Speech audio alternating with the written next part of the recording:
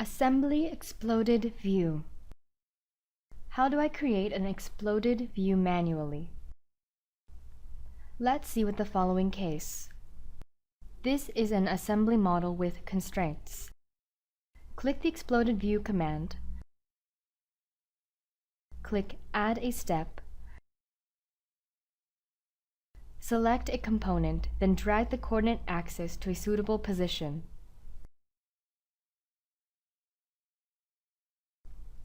Continuously add the step, pick another component, then move it to a desired position.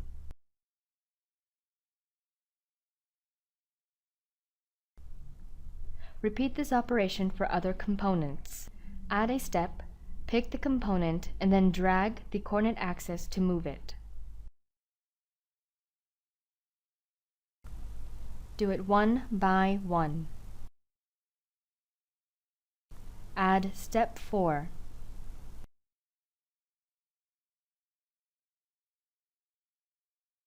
Last, add step 5.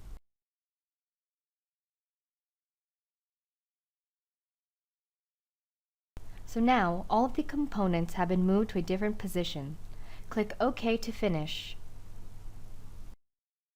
In the Assembly Manager, click the Configuration folder. Double-click to turn off or on the exploded view for checking.